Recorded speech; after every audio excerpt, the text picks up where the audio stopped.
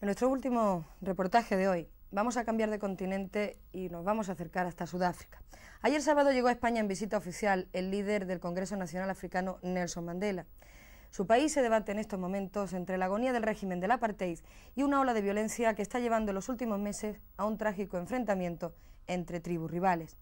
A pesar de que el gobierno blanco ha ido suavizando sus posturas y se han derogado numerosas leyes que discriminaban a la comunidad negra, aún quedan en pie demasiados elementos de carácter racista en la sociedad sudafricana. En nuestro último reportaje de hoy hacemos un recorrido por los principales elementos que configuran la actualidad de un país que lleva ya a sus espaldas demasiados años de segregación, de violencia y de injusticias.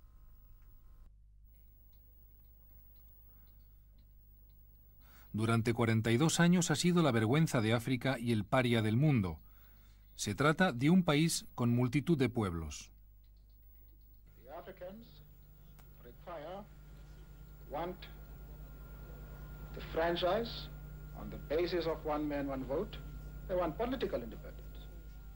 Pero el sistema que privilegiaba a los blancos por el hecho de tener la piel más clara no ha podido aguantar las sanciones económicas internacionales, la presión interior de la mayoría negra y la razón práctica de una verdad que está por encima de cualquier ideología. Todos los hombres nacen iguales.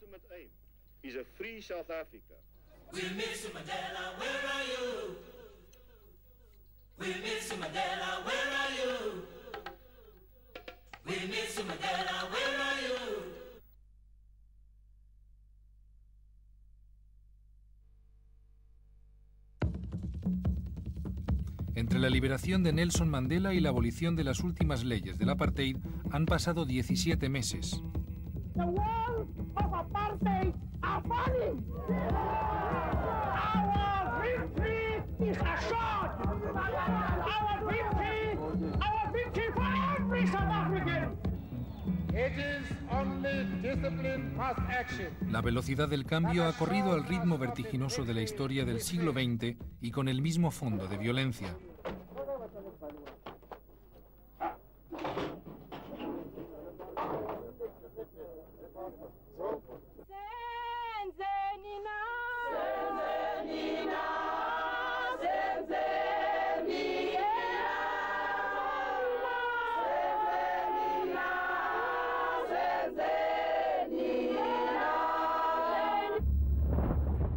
El apartheid, la decisión de los blancos de vivir separados del resto de las razas, ha durado poco más de 40 años.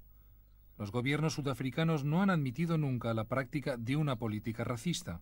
Su objetivo era vivir aparte. La mezcla de colores, culturas y tradiciones conduce a la corrupción de la sociedad. Este era el razonamiento básico de los padres de la separación de razas, un razonamiento cimentado en la palabra de Dios, en la Biblia. As I explained earlier on, we're Israelites, and it's God's law and wish that no black is above us. Otherwise, we come down very, very low.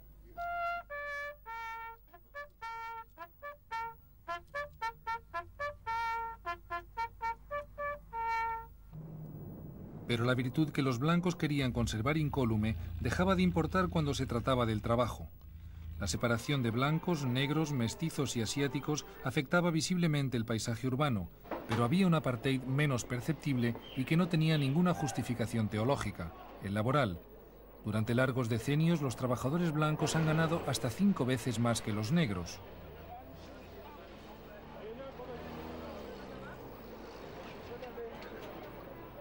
En números redondos de 1990, la población de Sudáfrica se distribuye de esta manera de acuerdo con el color de la piel. Un total de 38 millones de personas viven en un territorio más de 2 veces mayor que España.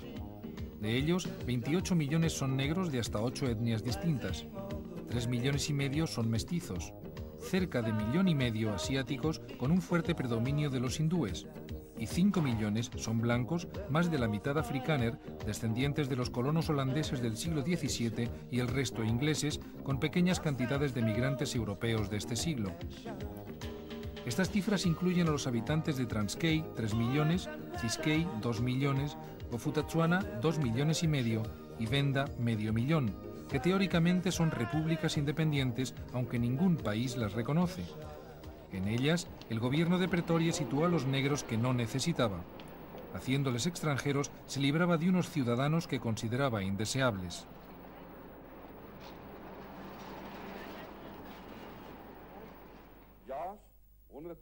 El gobierno de Pretoria intentó en los últimos 10 años hacer reformas parciales.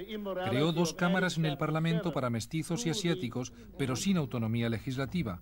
A los negros les otorgó el derecho a votar representantes locales, cosa que las organizaciones que actuaban desde la clandestinidad boicotearon. El fracaso de esta reforma dejó claro que la democracia para una sola raza había perdido el sentido. Listen, my friends. Listen. Destroy white South Africa and our influence in this. Al final de la década de los 80, la situación había llegado a un callejón sin salida. Una enfermedad providencial de Pieter Botha dio paso a Frédéric de Klerk como presidente de la nación en 1989.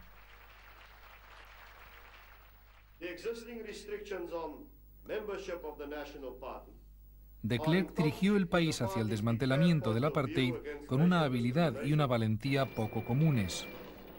Y lo que al principio parecía solo una tímida apertura, se convirtió en el harakiri del dominio de los blancos.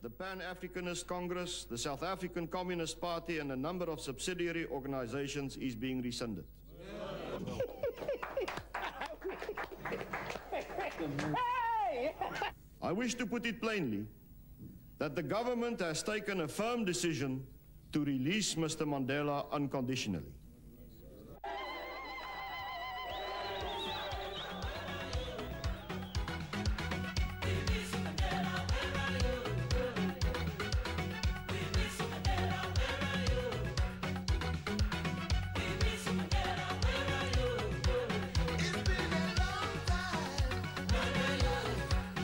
A lo largo del mes de febrero de 1990 se produjo en Sudáfrica un desbordamiento de ilusiones por parte de los negros, mestizos y blancos liberales y al mismo tiempo una explosión de miedo y de rabia de los blancos defensores acérrimos del apartheid.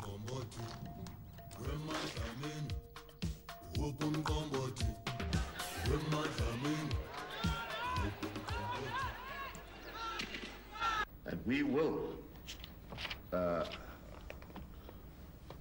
abolish all forms of institutionalized or statutory discrimination on whatever grounds, whether it be race, whether it be color, whether it be sex, or whatever. Pero la voluntad del gobierno era cambiar irreversiblemente la legalidad. Una voluntad que llegaba al extremo de aceptar cosas que meses antes habrían provocado una conmoción nacional. 27 years ago, when I went to jail, I had no vote. And 27 years thereafter, I still have no vote. And that is due to the color of my skin. You can then decide whether apartheid is alive or not.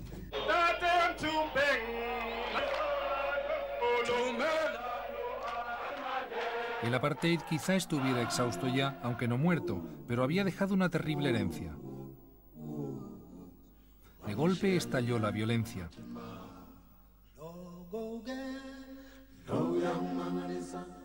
Pero una violencia limitada a las comunidades negras y que nadie entendía.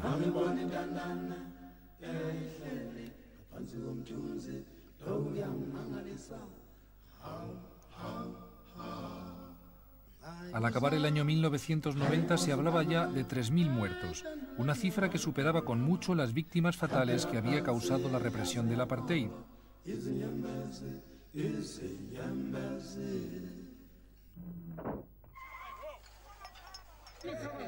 Pero ahora no se podía atribuir a la policía ni la 10ª parte de los fallecimientos. La muerte se había extendido desde la provincia de Natal, territorio de una etnia famosa por el imperio militar de Shaka, la etnia Zulú. Natal es el feudo de un movimiento político llamado Inkatha, dirigido por el jefe Mangosuthu Gatshaba Buthelezi, un hábil político que no había aceptado la falsa independencia otorgada a los otros territorios negros por el gobierno y que había intentado infructuosamente introducir un gobierno multirracial en KwaZulu, uno de los bantustanes diseñados por el gobierno. Buthelezi había interesado a los occidentales, pero los negros que no eran de su etnia zulú le consideraban un hombre sin principios.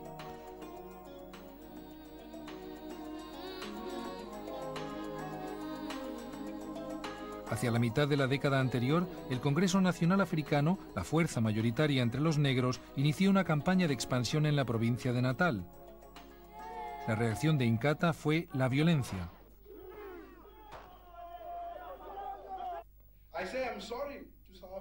Pero una vez legalizados los partidos políticos que luchaban contra el apartheid, Buthelezi descubrió que su personalidad política, hasta ahora cortejada por los blancos, había perdido todo el valor. El interés nacional e internacional no tenía más que un objetivo: Nelson Mandela y el Congreso Nacional Africano. El antagonismo Inkatha-Congreso Nacional Africano, arraigado en un vetusto antagonismo étnico entre los zulúes y los xhosas, fue trasplantado de Natal a los barrios negros de Johannesburgo y también a los de la ciudad industrial de Port Elizabeth, en la parte oriental de la provincia del Cabo. Pero las causas de la violencia son mucho más complejas. Se ha llegado a hablar de la complicidad de una supuesta ala derecha del gobierno con la intervención encubierta de un sector del ejército. Es difícil no aceptar que el ala derecha esté involucrada.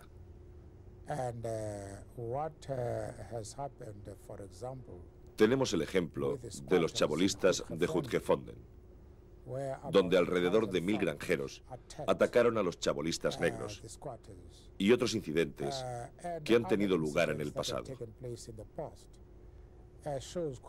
Todo esto deja ver bien a las claras que hay una ala derecha metida a fondo en el asunto. Pero también, desde luego, tenemos que entender y tener en cuenta todos los elementos que están orquestando esta violencia.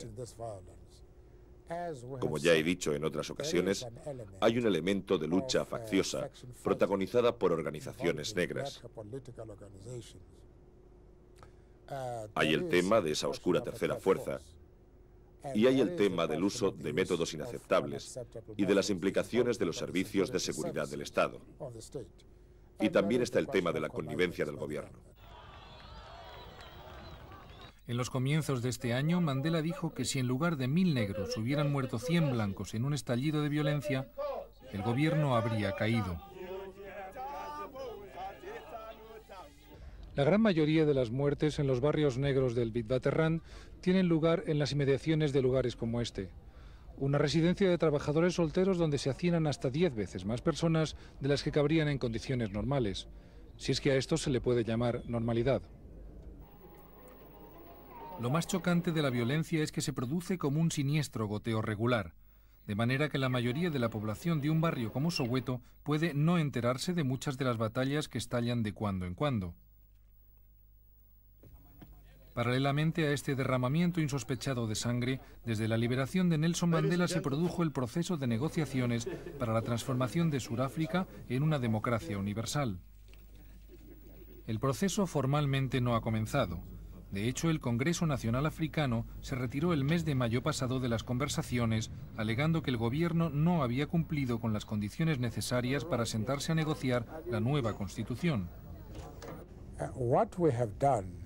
Lo que hemos hecho es enviar al gobierno ciertas demandas y dejar claro que, a no ser que el gobierno responda a ellas positivamente, no mantendremos conversaciones sobre el tema de un Congreso multipartidista para preparar las condiciones de la negociación, y tampoco negociaremos la nueva Constitución. De manera que en estos momentos la cuestión de las discusiones sobre el Congreso multipartidista y la Constitución están sencillamente congeladas.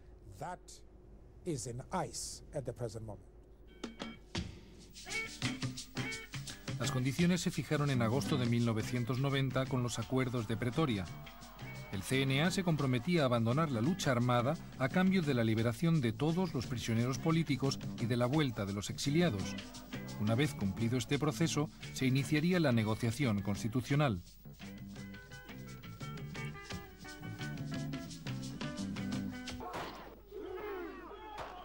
Pero la violencia facciosa, la impotencia del gobierno y las propias diferencias en el seno del CNA convirtieron estas negociaciones en una carrera de obstáculos.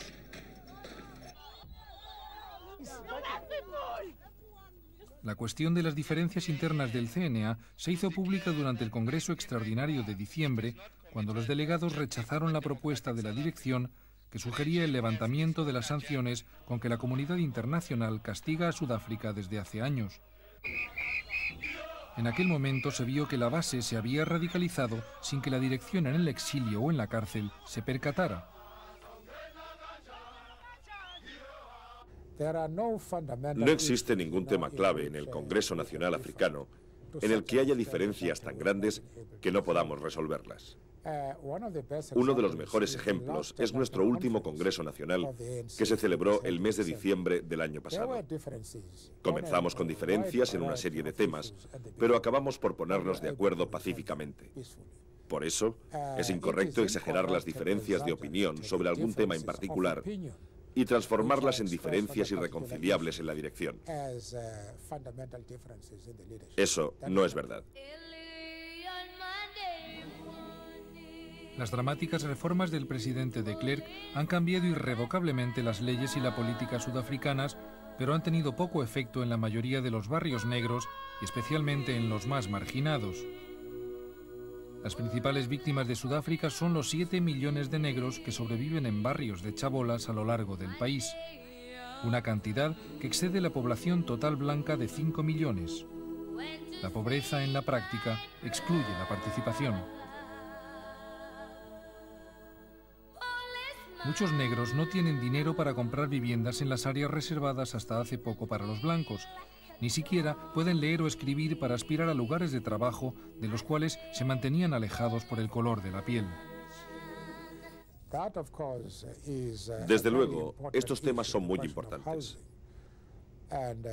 El tema de la vivienda, el tema de la sanidad, el tema de la pobreza y el tema de la educación. Todas estas cuestiones intentamos abordarlas de la mejor manera posible y también cuanto antes, y usar los recursos del Estado con el objeto de eliminar estas carencias.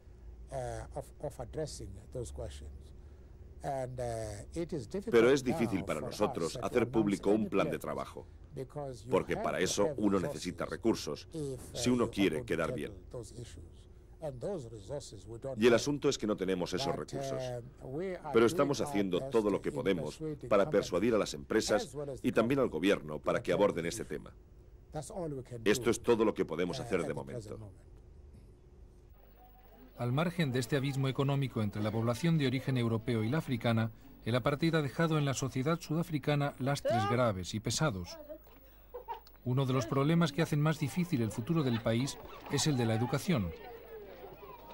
Las escuelas de los negros están superpobladas, con maestros sin la cualificación adecuada y en condiciones ambientales nada parecidas a las escuelas blancas. Aunque desde hace tiempo los negros tienen acceso a la educación superior, no llegan a la universidad con la misma formación que los blancos. La Universidad Vista se concibió especialmente para los negros, no tanto como reflejo del apartheid, sino para adaptar el nivel educativo a sus condiciones, aunque como reconoce la directora de estudios de Vista, los negros continuarán por debajo de los blancos durante mucho tiempo. Es difícil fijar fechas, porque los problemas que arrastramos son muy grandes. Y hasta que toda la estructura de la educación para los negros no se deshaga, tal y como se ha pedido insistentemente a lo largo de los años, y se gaste más dinero en la formación del profesorado, hasta ese momento no podremos hablar de un nivel parecido. Solo en ese momento. Pero quién sabe cuánto tardará. Pero para hacer todos estos cambios se necesita dinero.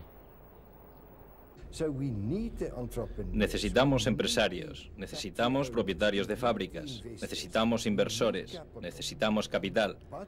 Pero, al mismo tiempo, el gobierno tiene que aceptar su responsabilidad social de hacerse cargo de las necesidades de los pobres.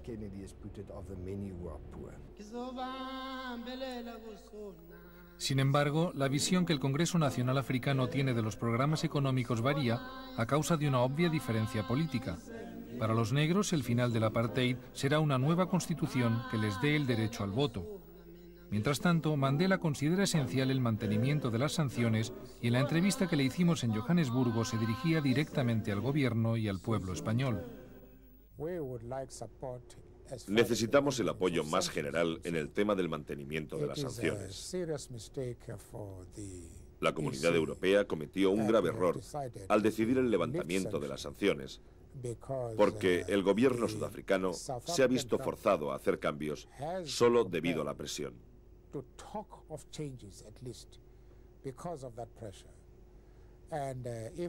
Si se prescinde de la presión, el gobierno no sentirá la necesidad de considerar la negociación como un tema urgente.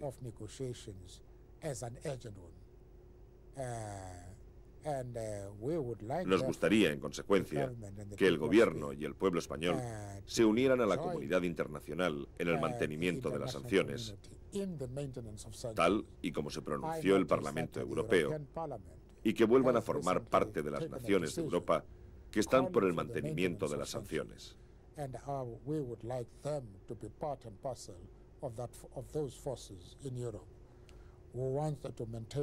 En segundo lugar, por descontado, queremos recursos.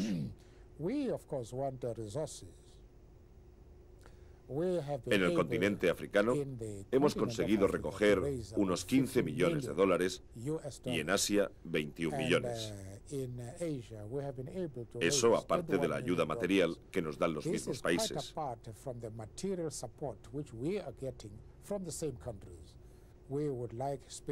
Quisiéramos que España se uniera a estas naciones, que nos dé ayuda financiera y de otra clase. Pero también necesitamos apoyo moral. Deseamos que el gobierno y el pueblo español continúen condenando el hecho de que la mayoría del pueblo sudafricano no tenga derecho al voto. Y el hecho de que la policía y otros intereses siguen matando a nuestro pueblo. Y también la resistencia del gobierno a acabar con la violencia.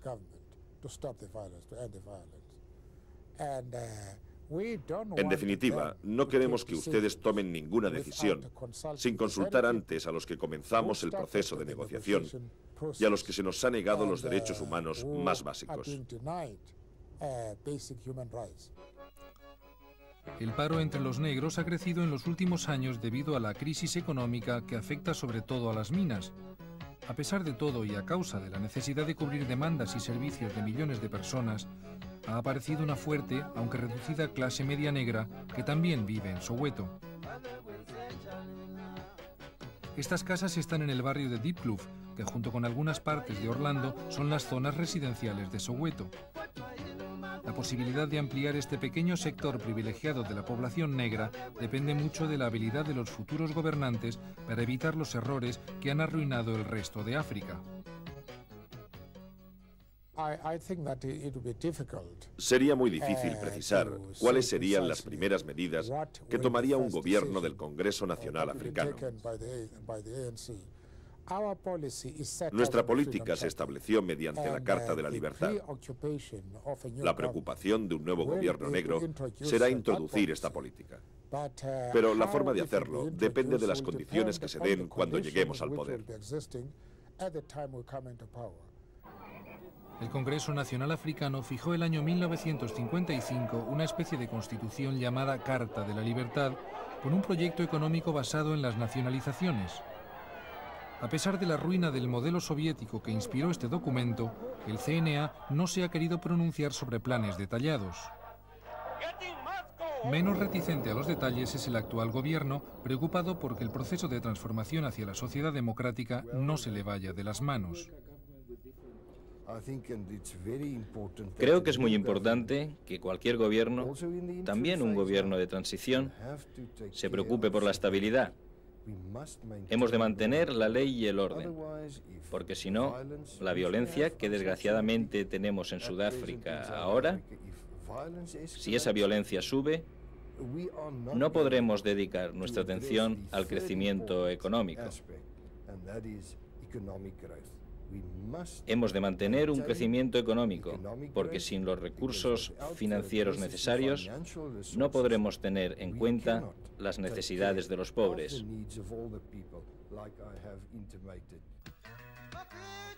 El miedo más grande de los blancos es perder el elevado nivel de vida que disfrutan.